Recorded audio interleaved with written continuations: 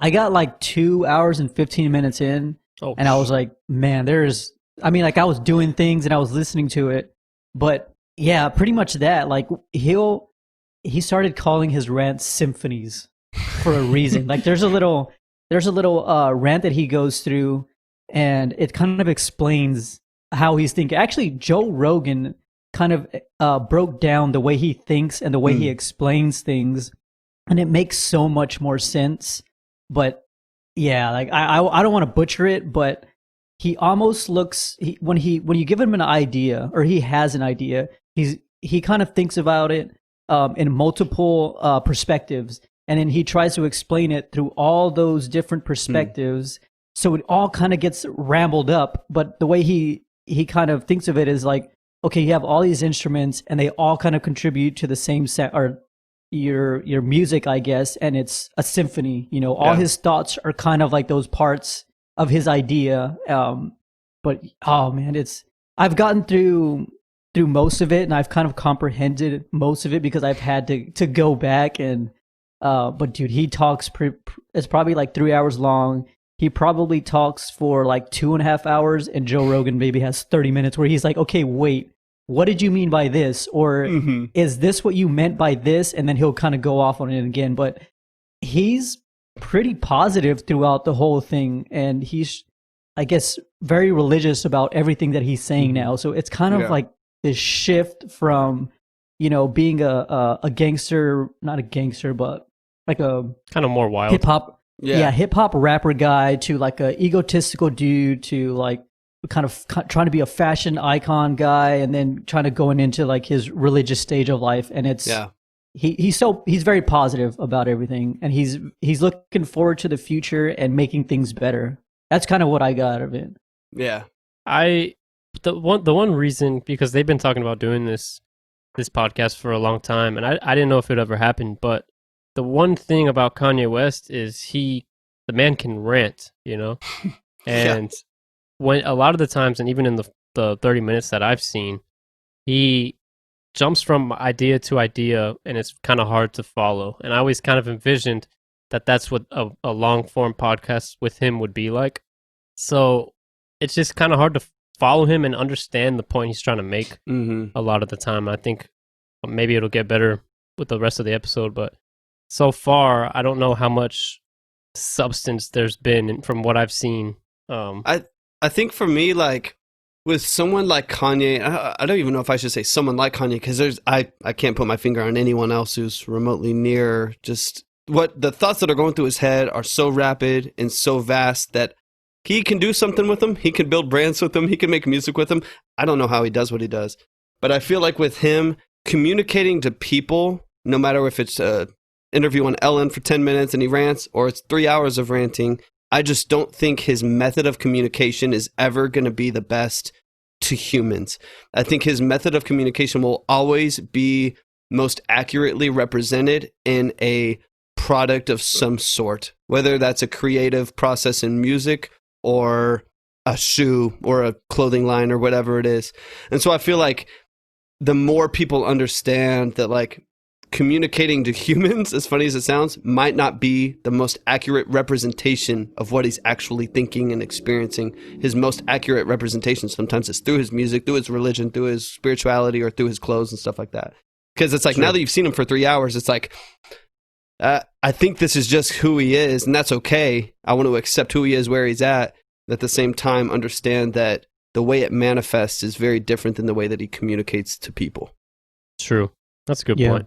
He does make a lot of his thoughts, like he plays it, like, I guess he brings them to reality. I mean, if you think about this guy, he wanted to make a shoe, and now he's got the biggest shoe ever. Bro. He's bigger than Michael Jordan in that aspect. But he's trying to go in like different areas. He's I mean, obviously he's running for he's running for president. Write him in. Yeah, but please don't. Bro, even if you did, it wouldn't do anything. But he wants to do things like, good things as far as like religion and church and all that stuff. Like, he's making it cool to be a good person. Yeah. And that's pretty cool.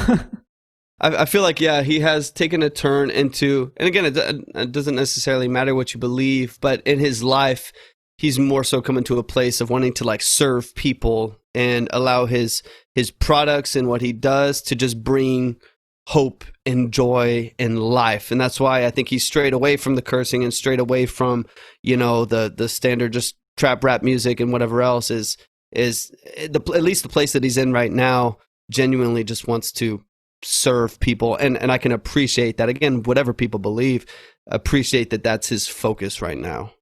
Right. Which again, can't knock. I mean, there's no real negative side to that.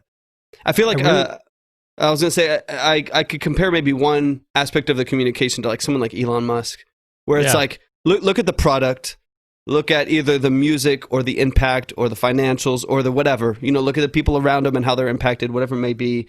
But talk to a camera, talk to a host, talk to, you know, whatever it is. Elon Musk, we're so intrigued by him, and I feel like it's very similar to Kanye, where this interview will blow up just because we're so intrigued by who Kanye is as a person. Not necessarily that we question his products, but you know, he's a good artist, he's an incredible producer, he makes great shoes and clothes and whatever else. But it's more like who in the world is this guy? Because we've just seen the snippets of him. Same thing kind of happens with Elon. Everyone loves, you know, most people love Tesla, love SpaceX and whatever else, but we're just intrigued by the person. So that's maybe one similar connection of just a crazy mind, doesn't communicate to people well, but also makes a great product. Yeah. He mentions Da Vinci. Do you guys know like about the Da Vinci Code and all that stuff? Like, I heard about the movie, but that's about not at all. Yeah, he just kind of like, I don't really know about it, but he kind of mentions him about how he's this person who has all these fascinating ideas and all these like, you know, ideas that were just ahead of his time, but he couldn't communicate them very well. And now we're looking at them when we can actually process them. And they were just like, if they were implemented in his time, like where we would be right now would just be way ahead of, you know, where we're at right now. And the same thing with Tesla. He brings him up a couple of times to where like everybody just downplayed all of his inventions and all his ideas. And if you would have taken his ideas and implemented them now, actually understood them, you know, in the future, like where we would be in the future would be a lot further if we didn't understand those things. Yeah. And I feel it's almost like the same thing with this guy, but who knows? We'll only know in the future when it doesn't work out and we finally understand what he's saying.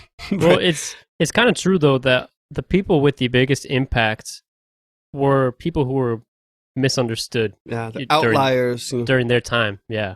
So it's almost like people don't really get their credit until they're already gone, you know? Right. Which, I mean, Elon Musk and Kanye West are both huge celebrities, so they get plenty of credit now. Yeah, they have plenty of recognition, but I think it is a good comparison because they're both great. They both create great things, but they're, I think, poor communicators, and they know what they want to say. They're just not the best at saying it. Yeah, you know. Well, and that's also kind of, they're actually friends, I think. Like, I'm pretty sure they hang out a little bit. It's kind of interesting because they're probably one of the few people that understand their stream of thought and how to dissect it and analyze it and put it into like, oh, I know what you're saying. I understand that you could say one thing, like other people would maybe just say one fact, and they would go through, here's 10 different ways of looking at it and putting these pieces together. But even like with Tesla or Kanye, like they are, you know, celebrated now, and obviously there's a lot of hype around Tesla and Yeezy and Adidas and all the stuff that's going on in Gap and whatever. But at the same time, we might not even now understand the impact of Elon Musk and Tesla until 30 years from now when every car is electric. And then looking back and being like, Tesla was the one that really launched the hype around electricity and self-sustaining businesses and solar-powered mega, you know, industrial complexes and stuff like that. And so I think like as much as they're celebrated and there's some like hype and trendiness around these brands, specifically Yeezy and Tesla are really great examples of that. I feel like we might not fully appreciate it until it's very well known and they'll be the first to until it's the norm, created. Right? Right, exactly. Yeah. I mean, this guy's trying to get rid of shoelaces, by the way. So, you know, hold on to your shoelaces that you can possibly sell in the future. Every freaking kid that had their dad yell at them for not being able to tie their shoes and be like, damn, if I would just waited 5 years, I would have. Right? Dude.